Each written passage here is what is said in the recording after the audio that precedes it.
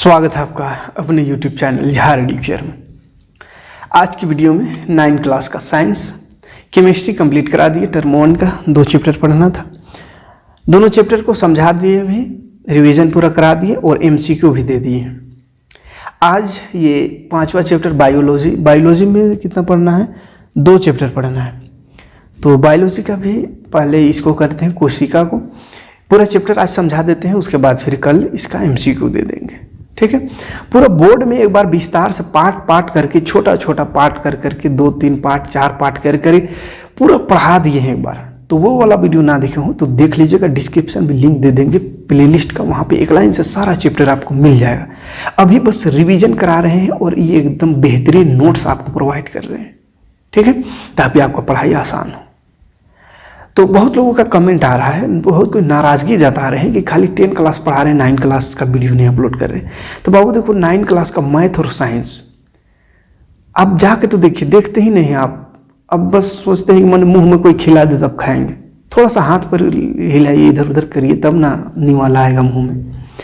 तो क्या करना है, प्ले लिस्ट में खाली जाना, प्ले लिस्ट को सेव कर लीजिए ना। मैथ वाला प्ले लिस्ट है, साइंस वाला है, उसको सेव कर लीजिए। वहाँ पे जाकर आप एक लाइन से देखते रहिए। 2 बार ख़त्म कर दिए तो कितना एक ही चीज़ को पढ़ाएं, फिर भी एक बार फिर से रिवीजन करा दे रहे हैं। ठीक है, एक बार पूरा चैप्टर वाइज सब पढ़ा दिए हैं, साइंस भी, मैथ भी पूरा खत्म कर दिए हैं, MCQ भी कर दिए हैं। प्ले लिस्ट में देखिए, डिस्क्रिप्शन में लिंक दे देंगे, सारे प्ले लिस्ट का लिंक दे देंगे 9 क्लास का। आप उसको सेव कर लीजिए, चैप्टर वाइज पढ़ाए हैं उसको भी, जो साइंस मैथ दोनों का, और MCQ भी बताएं उसको भी सेव कर लीजिए। ठीक है, तो आपको बार बार एक ही चीज़ को हम अपलोड करते रहें, बार बार बना के, तभी कहिएगा कि हम लोग को पढ़ा रहे हैं। नहीं, पहले आप लोग को पहले ही ख़त्म कर दिए हैं, आपको बस देखना है वहाँ पे जा कर के।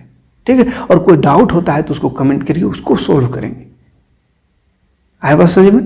तो प्ले लिस्ट को क्या करना है, सेव कर लेना है। प्ले लिस्ट डिस्क्रिप्शन में दे देंगे लिंक, वहाँ से जाइएगा, सारा प्ले लिस्ट आपको दे देंगे 9 क्लास का। देख लीजिए, आप खुद कहिएगा कि यार पूरा चैप्टर खत्म हो गया। कमेंट करते रहते हैं कि नहीं पढ़ा रहे हैं, 9 क्लास नहीं पढ़ा रहे हैं। पढ़ा दिए हैं तो बार बार एक ही चीज़ को पढ़ाना, ये तो ठीक नहीं बात है ना, ठीक बात नहीं है। तो चलिए, 10 क्लास नहीं अभी तक पढ़, मात्र 4-5 चैप्टर हुआ है, इसीलिए 10 क्लास ज़्यादा वीडियो देते हैं। 9 क्लास ख़त्म कर दिए 2 बार, इसीलिए कम दे रहे हैं। फिर भी एग्ज़ाम की तैयारी आपका पूरा करा दे रहे हैं, एक बार रिवीजन करा दे रहे हैं। और कुछ ही दिन में मैथ का भी रिवीजन एक बार करा देंगे, MCQ जैसा आएगा उसके हिसाब से, घबराना नहीं। ठीक है, तो चलिए शुरू करते हैं। क्या आज कोशिका है ना, जीवन की मौलिक इकाई, फंडामेंटल यूनिट ऑफ लाइफ कोशिका। एक नज़र देखते हैं कोशिका में क्या पढ़ना है। कोशिका सबसे पहले समझ लेते थोड़ा सा। कोशिका क्या है? तो ये सजीवों का सबसे सूक्ष्म इकाई है, सबसे छोटा इकाई। यानी सजीव का जो शरीर है वो निर्मित हुआ कोशिकाओं से। हम पहले एक कोशिका थे, 1 से 2 हुआ, 2 से 3, 3 से 4, 4 से 5, इस तरह से कोशिका बढ़ते गया। कोशिका बढ़ते गया तो उत्तक बन गया। क्या बन जाता है? कोशिका से उत्तक बन जाता है। उत्तक बहुत सारा मिल गया तो अंग बन जाता है। क्या बनता है बाबू? अंग। अंग बहुत सारा मिल गया तो बन जाता है अंग तंत्र। अंग नहीं, अंग है ना, अंग तंत्र बन जाता है। अंग तंत्र बहुत सारा मिल गया तो पूरा शरीर बन गया। आया बात समझ में? यानी शुरुआत हुआ कोशिका से। तो इसीलिए कोशिका को सजीव का कार्यात्मक और संरचनात्मक इकाई कहते हैं, या जीवन का मौलिक इकाई भी कहते हैं। क्लियर है? जिस तरह एक बिल्डिंग बन रहा है, घर बन रहा है, तो उसका मेन इकाई क्या है? घर क्या चीज़ से बना? ईंट से। ईंट को लगाते गए तो एक दीवार बना, 4 को दीवार मिल गया तो रूम बन गया। इस तरह बहुत सारा रूम मिल गया तो एक घर बन गया। उसी तरह एक कोशिका है शुरू, जैसे ईंटा समझिए, कोशिका मिल गया तो उत्तक बन गया, जैसे ईंटा मिल गया तो दीवार बन गया। उत्तक बहुत सारा मिल गया तो अंग बन गया, जैसे दीवार 4-5 को मिल गया तो रूम बन गया। फिर अंग बहुत सारा मिला तो अंग तंत्र बन गया, जैसे रूम बहुत सारा मिला तो घर बन गया। मतलब अभी घर नहीं बना, रूम बन, समझिए तो कि यूनिट बन गया। मैंने रूम में बाथरूम भी आ गया, किचन भी आ गया, सब हो गया, यूनिट हो गया। फिर पूरी तरह से अंग तंत्र मिल गया, मैंने बहुत सारा रूम मिल गया, बहुत सारा यूनिट बन गया, सब कुछ बन गया, बाथरूम सब कुछ मिल गया, तो पूरा शरीर यानी पूरा बिल्डिंग, पूरा महल बन गया। तो वैसे अंग शरीर बना। क्लियर है? तो घर का इकाई ईंटा हो गया, शरीर का इकाई कोशिका। कोई दिक्कत कोशिका में नहीं होनी चाहिए। तो यहाँ पे हमको यही कोशिका का विस्तार से अध्ययन करना है। तो जीव कोशिकाओं द्वारा बने हैं, ये तो मालूम है। दो तरह का जीव पढ़ेंगे, एक होता है एक कोशिकीय जीव, एक होता है बहुकोशिकीय जीव। एक कोशिकीय जीव उसको कहेंगे जिसमें सिर्फ और सिर्फ एक कोशिका पाया जाता है। यूनिसेलुलर इंग्लिश में ना, यूनिसेलुलर, यूनि माने एक होता है, तो एक सेल पाया जाए कोशिका को सेल कहते हैं इंग्लिश में। सेल एक ही सेल पाया जाए तो उसको यूनिसेलुलर, बहुत सेल पाया जाए तो बाइसेलुलर यानी कि बहुकोशिकीय जीव। एक कोशिकीय जीव में अमीबा आएगा और पारामेशियम, ये सूक्ष्म जीव है। और बहुकोशिकीय जीव में इंसान, गाय, कुत्ता, बिल्ली, भैंस, बकरी जो भी है बड़ा जीव, वो सभी चीज आ जाएंगे। क्लियर है? अच्छा, कोशिका सेल, इंग्लिश में सेल कहते हैं, ये बना है सेलुला से, सेलुला है। सबसे पहले रॉबर्ट हुक ने जो कोशिका देखा था तो उसमें रूम जैसा संरचना पाया था, ऐसा कॉर्क में देखा था, कॉर्क पेड़ का छाल वाला कॉर्क में, तो रूम जैसा ऐसा चरकुनिया संरचना देखा था। अपने से एक माइक्रोस्कोप बनाया था, उसको ऐसा देख रहा था तो वैसे दिखा, तो रूम जैसा देखा। तो उन लोग का भाषा में रूम को सेलुला कहते हैं, घर वाला जो रूम होता है उसको उन लोग का भाषा में सेलुला कहते थे। तो बोला सेलुला जैसा वाला दिख रहा है, ये क्या चीज़ है? तो उसने नाम रख दिया, इसको मान लेते सेल। तो वहीं से सेल का क्या हो गया, शुरुआत हो गई, माने कि खोज हो गया वहीं पे। ठीक है, जैसे भारत का कोई खोजता तो रूम जैसा दिखता तो शायद रूम रूमा रख देता है, तो वो सेलुला कहते तो सेल रख दिया। ठीक, कोई दिक्कत नहीं। आगे बढ़ेंगे तो सभी जीव कोशिका के बने हैं, ये तो पता है, सभी जीव कोशिका से बने हैं जितना जानता है। तो कोशिका के प्रकार में आवेंगे, कोशिका के मन अंदर क्या क्या, तो कोशिका में देखेंगे पौध कोशिका देखेंगे, जंतु कोशिका देखेंगे। कोशिका में कोशिका झिल्ली होता है, केंद्रकाय होता है, केंद्रक होता है, कोशिका द्रव होता है, ये सारी चीज़ों को समझेंगे। ठीक है, और बहुत सारा कोशिका द्रव में भी अंग होता है, कोशिका अंग अंतर्द्रव्य जालिका होता है, गोल्जी उपकरण होता है, लाइसोसोम होता है, माइटोकॉन्ड्रिया, रिक्तिका, पौधों में लवक होता है, जंतुओं में तारक काय होता है। फिर अंतद्रव्य जालिका दो प्रकार का होता है, वो खुरदरी अंतद्रव्य जालिका, रफ एंडोप्लाज्मिक रेटिकुलम जिसको बोलते हैं, वो चिकनी होता है, चिकनी अंतद्रव्य जालिका यानी स्मूथ एंडोप्लाज्मिक रेटिकुलम। तो ये सब कोशिका के अंदर पाए जाने वाले अंग है, वो सारे अंगों को पढ़ेंगे। ठीक है, तो चलिए सबसे पहले मुख्य बिंदु देख लेते हैं, कोशिका क्या है। तो कोशिका की खोज, कोशिका के प्रकार, एक कोशिका वो बहुकोशिकीय, पैराकोरेटिक, यूकैरियोटिक, मैंने वही चीज़ जिसमें है कि क्या क्या पढ़ना है। ठीक है, तो पहले पे देखते हैं क्या, दो तरह का कोशिका, एक पादप कोशिका, एक जंतु कोशिका। ये दोनों में क्या फर्क है प्लांट सेल और एनिमल सेल में? तो पादप कोशिका, पादप यानी पौधा वाला कोशिका, तो पौधा वाला कोशिका में क्लोरोप्लास्ट होता है, क्लोरोप्लास्ट जिसमें क्लोरोफिल होता है जिससे अपना भोजन बनाता है। लेकिन जंतु वाला कोशिका में क्लोरोप्लास्ट नहीं होता है, इसलिए जीव जंतु अपना भोजन खुद नहीं बना सकता। पादप कोशिका यानी पौधा वाला कोशिका में रिक्तिका होता है, बल्कि जंतु कोशिका में रिक्तिका नहीं होता है, खाली स्थान रिक्तिका। पादप कोशिका में पदार्थ, द्रव पदार्थ का अवशोषण कर सकता है, ये द्रव पदार्थ को अवशोषण यानी सोखता है, बल्कि अधिक मात्रा में द्रव पदार्थ का अवशोषण नहीं कर सकता है जंतु कोशिका, करता है हल्का फुल्का। पादप कोशिका प्रकाश संश्लेषण द्वारा भोजन निर्माण कर सकता है, खुद से बनाता है भोजन, लेकिन जीव जंतु जो है वो प्रकाश संश्लेषण नहीं कर पाता है, अपना भोजन खुद नहीं बना पाता। कहिएगा आदमी तो अपना भोजन खुद ही बनाता है।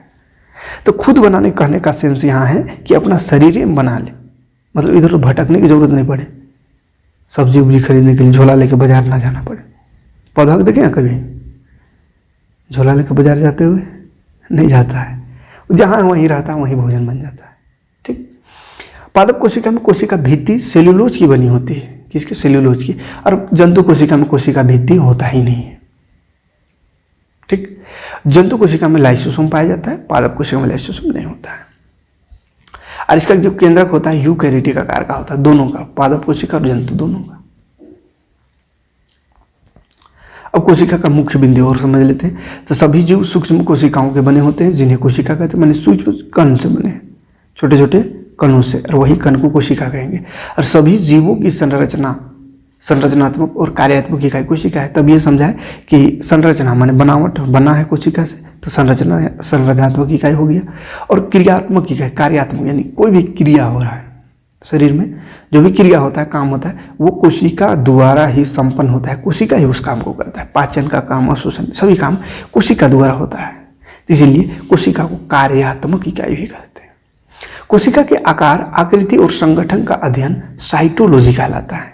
मतलब कोशिका का विज्ञान जो है, उस कोशिका का अध्ययन जहाँ पे किया जाता है उस विज्ञान को साइटोलॉजी कहते हैं। जैसे जीवों के विज्ञान को जीव विज्ञान कहते हैं, बायोलॉजी। तो जैसे कोशिका का विज्ञान स्पेशल अगर पढ़ा जाए तो उसको साइटोलॉजी कहते हैं। सन 1665 ईस्वी में कॉर्क कोशिका में रॉबर्ट हुक ने कोशिका को देखा। कोशिका का खोज कौन किया? रॉबर्ट हुक ने 1665 में कॉर्क कोशिकाओं में। सर्वप्रथम निश्चित कोशिका को एंटोनी वॉन लीeuwenhoek ने देखा। एंटोनी लीeuwenhoek ने निश्चित कोशिका यानी जीवित कोशिका देखा। तो यहाँ पे कंफ्यूज नहीं होना है। अगर बोला कोशिका का खोज कौन किया, तो खोज किया था रॉबर्ट हुक, भले वो मृत कोशिका था, मरा हुआ कोशिका था, तो खोजा तो वही। फिर बोला अगर जीवित कोशिका का खोज किसने किया, तो एंटोनी वॉन लीeuwenhoek ने जीवित कोशिका का खोज किया था, समुद्री जीव में देखा था। विभिन्न लक्षणों के आधार पर कोशिका में जीव द्रव्य सोल जेल जिसको बोलते हैं स्थित होती है, स्थिति में होता है। जैसे प्रोटीन होता है कोशिका में, क्या कार्बोहाइड्रेट, वसा, न्यूक्लिक अम्ल व विटामिन, ये सब कोशिका में होता है।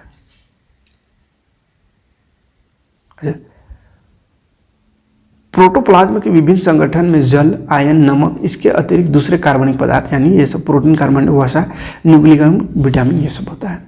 कोशिका सिद्धांत का प्रतिपादन, कोशिका सिद्धांत पूछता बोर्ड एग्जाम में, बड़ा इंपॉर्टेंट है। कोशिका सिद्धांत कौन दिया बोलेगा, तो स्लाइडेन व स्वान। स्लाइडेन और स्वान दो वैज्ञानिक थे, दोनों ने मिल करके कोशिका का सिद्धांत दिया। और उस सिद्धांत में उन्होंने कहा कि सभी पौधे व जीव कोशिका के बने होते हैं। पहला बात, सभी कोशिका जीव जो है कोशिका के बने होते हैं, पौधा और जीव दोनों। दूसरा बात उन्होंने कहा कोशिका जीवन की मूल इकाई है, जीवन की कल्पना कोशिका के बगैर नहीं की जा सकती। सभी कोशिकाएं पूर्व निर्मित कोशिकाओं से पैदा होती है। तीसरा बात इन्होंने कहा, यानी जितना भी कोशिका है वो पहले से कोई कोशिका है, उसी की टूटने, उसी के विभाजन होने से अगला कोशिका बना। ठीक। और एक वायरस जो है ये कोशिका सिद्धांत का अपवाद है, मतलब वायरस में ऐसा कुछ नहीं होता है। क्लियर है? आगे बढ़ते हैं। यहाँ पे कुछ चित्र देख लीजिए।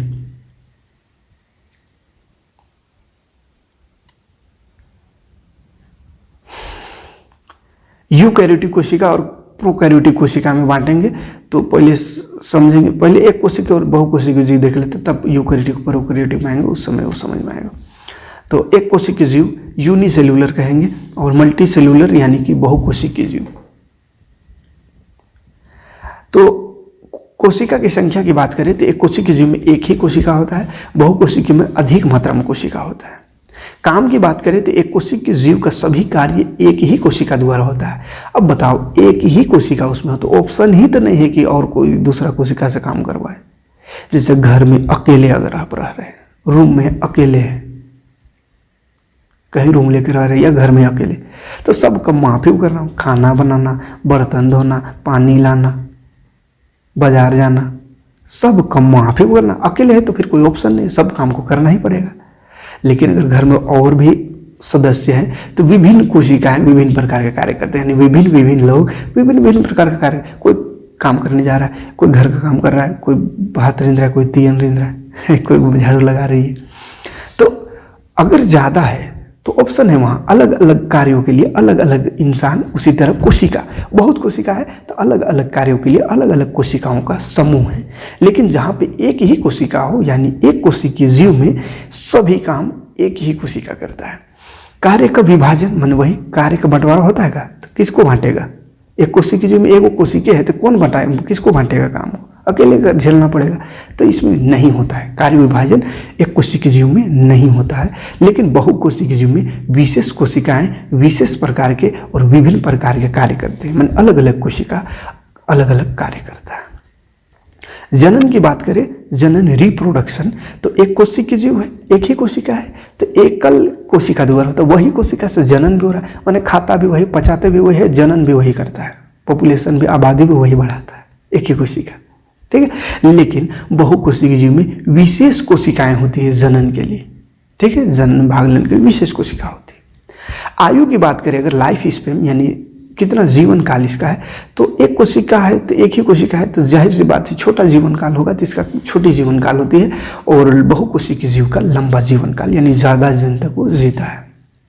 कोई दिक्कत नहीं, आगे बढ़ेंगे। तो कोशिका के आधार पर अंतर देख लेते हैं, एक प्रोकैरियोटिक कोशिका और एक यूकैरियोटिक कोशिका, ये दोनों कोशिका को समझते हैं। तो आकार में बहुत छोटा होता है, प्रोकैरियोटिक कोशिका जो है आकार में बहुत ही छोटा होता है, ठीक है। और यूकैरियोटिक कोशिका की बात करें तो आकार में बड़ा होता है। प्रोकैरियोटिक की बात करें तो कोशिका का केंद्रिकाय भाग, केंद्रिक भाग यानी केंद्रक वाला भाग जो है वो न्यूक्लियर झिल्ली से नहीं ढका होता है, माने उसमें झिल्ली नहीं होता है। केंद्रक वाला भाग में झिल्ली नहीं पाया जाता, झिल्ली से नहीं ढका होता है। लेकिन यूकैरियोटिक कोशिका जो न्यूक्लियर भाग है यानी केंद्रक भाग है, वो केंद्रक उसका झिल्ली से ढका होता है। माने केंद्रक में एक समझिए तो लेमिनेशन होता है, एक झिल्ली होता है ऊपर से। प्रोकैरियोटिक में केंद्रक अनुपस्थित है, केंद्रक होता ही नहीं है। और यूकैरियोटिक में केंद्रक उपस्थित होता है। प्रोकैरियोटिक में झिल्ली द्वारा घिरे अंगक अनुपस्थित, यानी वैसे अंग जिसमें झिल्ली द्वारा घिरा हुआ है, मान वही लेमिनेशन एक है ऊपर से, वैसा कोई अंग कोशिका के अंदर नहीं होता है प्रोकैरियोटिक। मतलब प्रोकैरियोटिक कोशिका जो है वो अविकसित कोशिका है, पूरी तरह से विकसित कोशिका नहीं होता है। और यूकैरियोटिक क्या है, विकसित कोशिका है, यानी उसमें अंग भी होगा, कोशिका का अंग, और अंग के झिल्ली द्वारा घिरे हुए भी रहते हैं। प्रोकैरियोटिक कोशिका में कोशिका विभाजन विखंडन या कोशिका विभाजन बर्डिंग द्वारा होता है, विखंडन मान टूट के होता है, बल्कि कोशिका विभाजन इसमें माइटोसिस या मियोसिस द्वारा होता है यूकैरियोटिक कोशिका में। तो माइटोसिस मियोसिस भी क्या करना है, वो आगे बढ़ना है, समझेंगे सभी, ठीक। ये दोनों में अंतर ये हुआ। आगे बढ़ेंगे, अब सेल का शेप देखेंगे, कोशिका का आकार। तो कोशिकाओं का विभिन्न आकार व आकृति होता है, कोई फिक्स नहीं है ना। सामान्यतः कोशिकाएं अंडाकार होता है, लंबाकार होता है लंबा, खंडाकार होता है खंड खंड ब्रांचेज, और डिस्क्वाइडल ये आरबीसी मतलब बहुत सारा आकार का होता है, ठीक है। देख लीजिए आप आकार यहाँ पे, ये भी कोशिका है, ये भी कोशिका, ये भी सारा कोशिका है, अलग अलग आकार दिख रहा है, ठीक।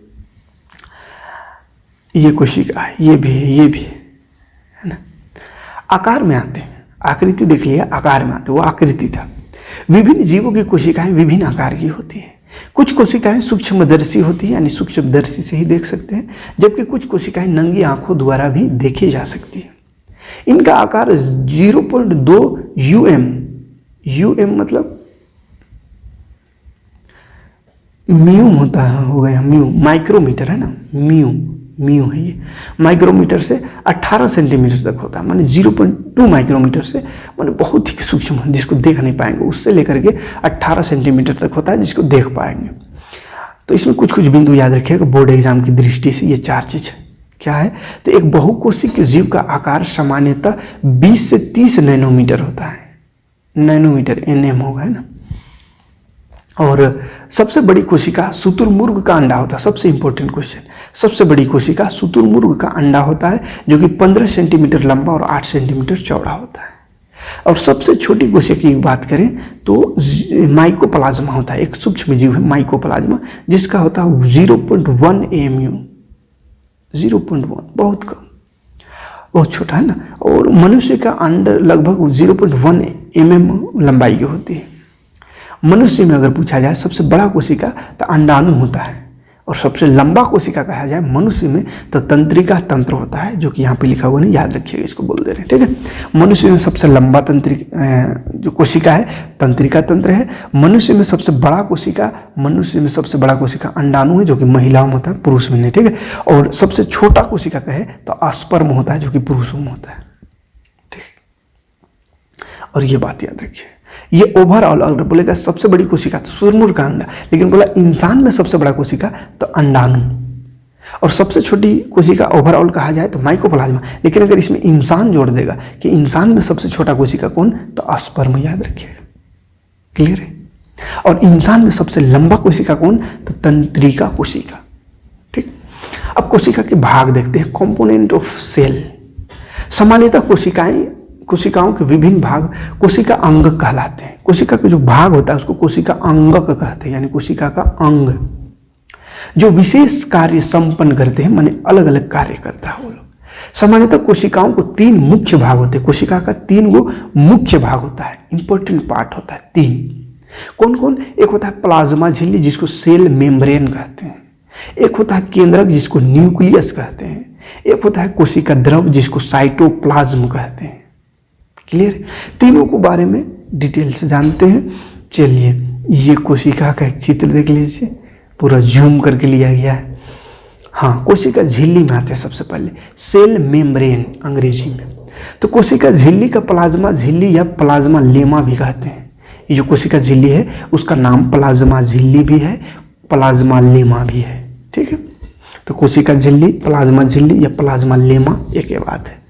यह प्रत्येक कोशिकाओं को दूसरे कोशिका के कोशिका द्रव से अलग करता है। माने एक कोशिका यहाँ, एक कोशिका यहाँ, बहुत सारा कोशिका शरीर में, करोड़ों कोशिका है, अरबों खरबों कोशिका है। अब इतना इतना कोशिका है तो प्लाज्मा झिल्ली बोलते हैं आखिरी वाला झिल्ली को, जंतु वाला का आखिरी झिल्ली गोल वाला जो बॉर्डर है उसको प्लाज्मा झिल्ली कहते हैं। तो ये बॉर्डर अगर नहीं रहता तो सोचिए ना, अगर बॉर्डर वो हटा देंगे तो एक एक बन जाएगा। कैसे पता चलेगा कि यहाँ 2 है? तो ये बॉर्डर का काम है कि एक कोशिका के दूसरे कोशिका से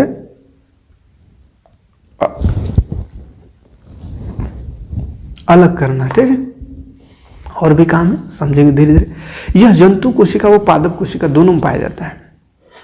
जंतु पादप दोनों में होता है कोशिका झिल्ली, लेकिन फर्क है। क्या फर्क है? तो जंतु में जो है, जंतु माने इंसान, जीव जंतु में सबसे बाहर वाला झिल्ली जो है वो है कोशिका झिल्ली, लेकिन पौधा में कोशिका झिल्ली के बाद एक और झिल्ली होता है, माने एक और लेमिनेशन किया हुआ है, उसको कोशिका भित्ति कहते हैं। मतलब पौधा में सबसे बाहर वाला को कोशिका भित्ति, और बाहर सबसे बाहर का जस्ट अंदर का एक और झिल्ली है उसको कोशिका झिल्ली, और जंतु में सबसे बाहर वाला झिल्ली को ही कोशिका झिल्ली कहते हैं। क्लियर? एक ही झिल्ली होता है जंतु में, इसलिए जंतु नरम होता है, पौधा तनी क्या बोलते कठोर होता है। आगे देखते हैं। यह जंतु कोशिका की सबसे बाहरी झिल्ली, पादप कोशिका की सबसे कोशिका भित्ति के नीचे पाई जाती है। एक चीज समझा दी, यह प्रोटीन और लिपिड का बना होता है। ठीक है, किसका बना होता है? प्रोटीन और लिपिड का। कोशिका झिल्ली वर्णनात्मक परागमय झिल्ली, सिलेक्टिव परमिएबल मेम्ब्रेन होती है। इसमें एक क्वेश्चन आता है, यहाँ से क्वेश्चन आता है, बोलता है कोशिका झिल्ली को वर्णनात्मक परागमय झिल्ली क्यों कहते हैं, या इसी को कहेगा कोशिका झिल्ली को चयनात्मक परागमय झिल्ली क्यों कहते हैं? चयनात्मक है ना, चयनात्मक परागमय झिल्ली। तो चयनात्मक परागमय झिल्ली से चयन माने चुनना है ना, इंग्लिश में सिलेक्टिव परमिएबल मेम्ब्रेन, सिलेक्टिव में सिलेक्ट करना। तो कोशिका झिल्ली में ये खासियत होता है कि ये अच्छा बुरा को पहचान लेता है, सिलेक्ट कर लेता है, जो अच्छा चीज़ है उसको अंदर आने देता है, जो खराब है उसको बाहर निकाल देता है। तो ये जो सिलेक्ट कर लेता है, चयन कर लेता है, चुनने की जो क्षमता है इसके अंदर, इसी कारण इसको चयनात्मक परागमय झिल्ली कहते हैं या वर्णात्मक परागमय झिल्ली। ठीक, तो क्या होता है, जो कोशिका के अंदर या बाहर से केवल कुछ पदार्थ को अंदर या बाहर आने जाने देता है, यानी अच्छा को अंदर, खराब को बाहर। तो इसलिए इसको चयनात्मक परागमय झिल्ली कहते हैं। कोई दिक्कत नहीं। सिंगर और निकोलसन के फ्लूइड मोज़ेक मॉडल सिद्धांत के अनुसार यह एक प्रोटीन की सतह है जो लिपिड की 2 सतह के बीच सैंडविच की तरह होती है, जो 75A मोटी होती है। यह लचीली होती है, जो कि मुड़ी तोड़ी और दोबारा जोड़ी जा सकती है, माने ये टूटेगा, जुटेगा, मोड़ तोड़ जोड़ सब कर सकते हैं। ठीक है, तो ये हो गया इसके बारे में। आगे बढ़ते हैं, प्लाज्मा झिल्ली का कार्य देखते हैं। क्या काम है इसका, काम को समझते हैं। इसका काम है यह कोशिका के अंदर बाहर अणु को आने जाने देता है। छोटे छोटे इसमें छिद्र होता है जिससे अंदर बाहर अणु को आने जाने देता है। किसको? अच्छा को अंदर, खराब को बाहर। यह कोशिका को निश्चित आकार बनाता है। आकार, लेकिन बॉर्डर नहीं रहेगा तो आकार कैसे? जैसे मोबाइल का एक बॉर्डर है ना, रबन करता तो कैसे आकार बनता है इसका, है? प्लाज्मा झिल्ली के अंदर वह बाहर अणुओं का आदान प्रदान यह 2 प्रकार से होता है। एक परासरण और विसरण विधि से अणु को अंदर बाहर करता है, परासरण और विसरण विधि से। तो चलिए आगे समझते हैं। तब ये परासरण और विसरण क्या होता है उसको भी समझ लेते थोड़ा सा। तो विसरण बोलते हैं उच्च सांद्रता, उच्च सांद्रता से हाई सांद्र, बहुत ज़्यादा सांद्रता से कम सांद्रता की ओर अपने आप गति करते हैं, उसको विसरण कहते हैं। और वर्णनात्मक झिल्ली द्वारा जल जो है विलायक, जल का विलायक घोलने वाला चीज कि अणुओं का उच्च सांद्रता से निम्न सांद्रता की ओर गमन होता है उसको परासरण कहते हैं। तो झिल्ली में जो गमन हो रहा है उच्च से निम्न की ओर उसको परासरण। जनरली जो होता है उच्च से निम्न की ओर गमन अपने आप, तो उसको विसरण है ना, अपने आप जा रहा है तो विसरण, और वर्णात्मक झिल्ली जो झिल्ली द्वारा जा रहा है तो उसको परासरण। दूसरा, यह दोनों पदार्थ की सांद्रता को समान कर देता है। कौन? विसरण। और ये दोनों पदार्थ को समान ये भी कर देता है। बस इसमें एक तरह का वर्णात्मक झिल्ली माने समझिए तो एक झिल्ली लगा हुआ है, इसमें बिना झिल्ली का काम हो रहा है, दोनों बतवाए के, ठीक है।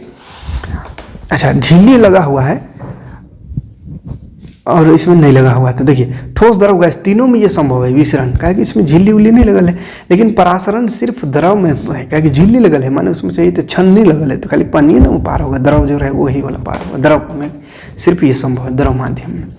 अपनी सांद्रता में अंतर के आधार पर विभिन्न पदार्थ गति करने के लिए स्वतंत्र है। तो विभिन्न पदार्थ माने अलग अलग पदार्थ इसमें गति कर सकता है, लेकिन इसमें जो है परासरण, क्योंकि वो लिक्विड वाला है तो केवल विलयन गति करता है ना। विलयन गति करने के लिए स्वतंत्र, विलयन नहीं, विलायक गति करता है, सिर्फ विलायक माने जो चीज घिलता है, विलयन गति नहीं करता है। बाह्य परासरण और अंतः परासरण, दो तरह का परासरण हुआ। बाह्य परासरण, बाह्य माने कोशिका से बाहर विलयन जा रहा है, बाहर बाह्य परासरण, और अंदर आ रहा है तो अंतः परासरण, ठीक है। कोशिका के अंदर से विलयन बाहर जा रहा है, बाहर गमन, तो बाह्य परासरण, और कोशिका के बाहर से विलयन अंदर आ रहा है तो अंतः परासरण। क्लियर। सांद्रता के अनुसार विलयन का प्रकार अगर देखें तो समपरासरी विलयन होता है, अति परासरण दाबी होता है, और अल्प परासरण दाबी। तो ये केमिस्ट्री वाला पार्ट आ गया बीच में थोड़ा सा, तो ये केमिस्ट्री हिसाब से ना, आइसोटोनिक, हाइपरटोनिक, हाइपोटोनिक, तो थोड़ा सा समझ लेते चलिए। समपरासरी विलयन किसको बोलते? तो जब कोशिका के अंदर व बाहर की सांद्रता समान हो तो यह समपरासरी विलयन, मान कोशिका के अंदर और बाहर दोनों का सांद्रता बराबर हो जाए तो उसको समपरासर दाबी। और अति प्रसारण दाबी किसको कहते हैं? तो यदि कोशिका के अंदर की सांद्रता बाहर की द्रव की सांद्रता से अधिक हो जाए, अंदर अधिक हो जाए बाहर कम, तो उसको अति प्रसारण, ठीक है। तो कोशिका के अंदर से जल बाहर निकल जाता है, ऐसा में कहा होगा कोशिका के अंदर ज़्यादा सांद्रता है तो वहाँ से जल बाहर आने लगता है, ठीक है, जिससे कोशिका सिकुड़ जाता है। और अल्प प्रसारण दाबी यानी कि बाहर सांद्रता ज़्यादा होगा, अंदर कम होगा, ठीक है। तो जब कोशिका बाहर के विलयन की सांद्रता कम होगा और अंदर ज़्यादा होगा तो कोशिका का अंदर अंतः परासरण के कारण कोशिका फूल जाता है। तो अंदर पानी जाने लगेगा, अंदर कम है तो अंदर जाने लगेगा तो कोशिका फूल जाता है, ठीक। आगे देखते हैं कोशिका भित्ति। अब समझते हैं, यह पादप कोशिका की सबसे बाहरी झिल्ली है, पौधा का सबसे बाहरी झिल्ली है।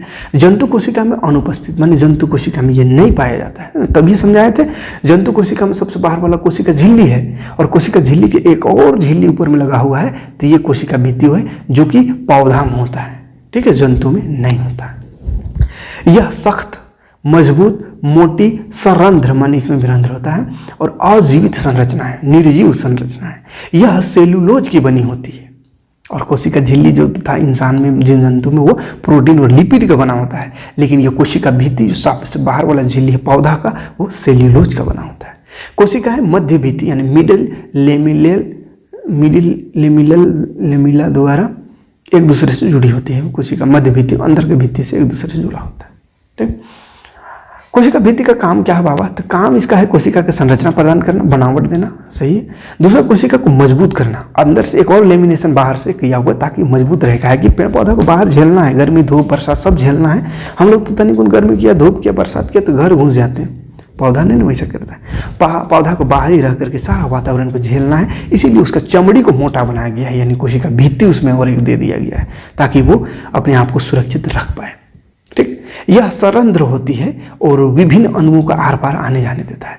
इसमें मरम्मत व पुनर्जन्म की क्षमता होती है, माने मरम्मत हो जाता है, पुनर्जन्म हो जाता है, जैसे पेड़ का बोकला छोड़ा देते फिर से बन जाता है, ठीक।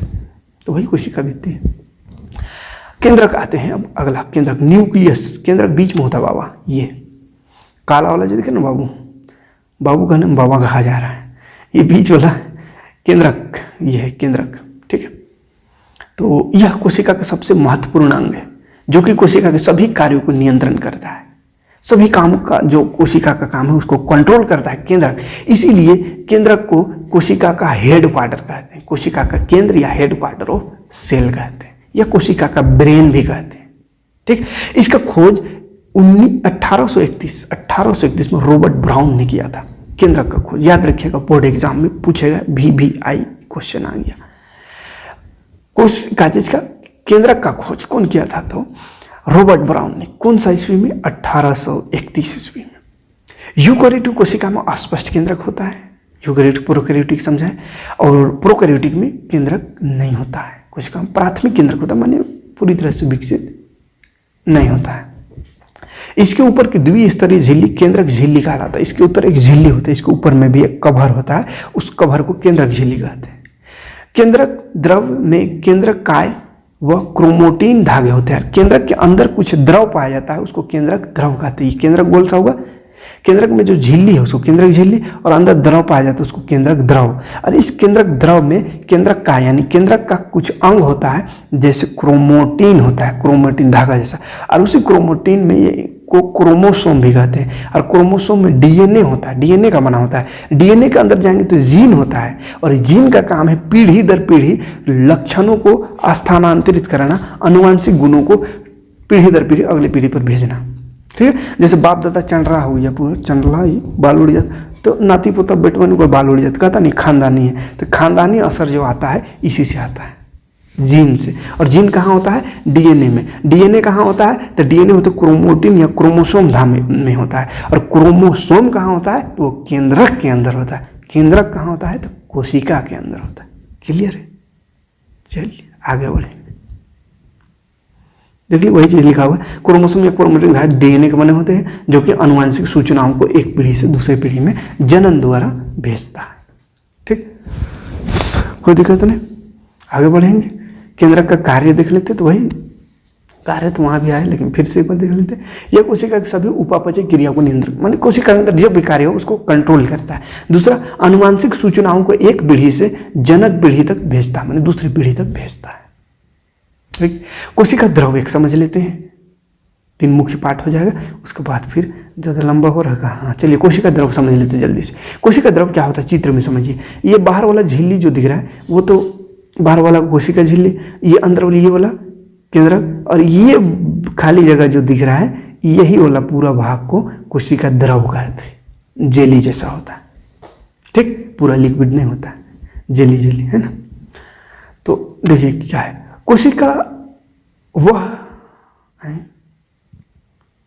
कोशिका का द्रव जिसे सभी कोशिकांग, कोशिका का वह द्रव है ना, कोशिका का वह द्रव जिसमें कोशिका का सभी अंगक पाए जाते हैं, सभी अंग उसी में होता है। ठीक है, उसी को कोशिका द्रव कहते हैं। यानी कोशिका के अंदर जो द्रव पाया जाता है उसको कोशिका द्रव कहते हैं, जिसमें कोशिका के सारे अंग मौजूद होता है, माइटोकॉन्ड्रिया, लाइसोसोम, राइबोसोम, जो भी है, गोल्गी उपकरण, ये सब जैविक व कैटाबोलिक क्रियाएं संपन्न होती है यहाँ पर। और इसके 2 भाग होता है, एक ठो को बोलते हैं सिस्टोल, जो कि जलीय द्रव जिसमें विभिन्न प्रोटीन होता है। एक होता है कोशिका अंगक, जो कि विभिन्न प्रकार के अंगक जो प्लाज्मा झिल्ली द्वारा घिरे होते हैं। तो 2 चीज़ होता है, एक सिस्टोल जो जेली जैसे पदार्थ है उसको, और उस जेली जैसे पदार्थ में कुछ कुछ अंग है उसको कोशिका अंगक यानी सेल ऑर्गेन्स कहते हैं, ऑर्गेन्स। ठीक, कोई दिक्कत नहीं।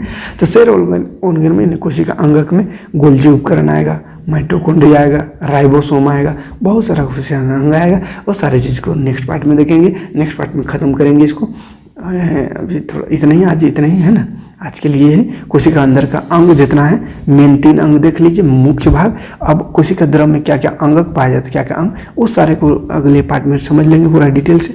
उसके बाद फिर आएंगे इसका MCQ में। ठीक, तो मिलते हैं नेक्स्ट वीडियो में। वीडियो समझ में आया हुआ तो लाइक और कमेंट करने का है, ताकि हम जल्दी वीडियो अगला लेकर आए।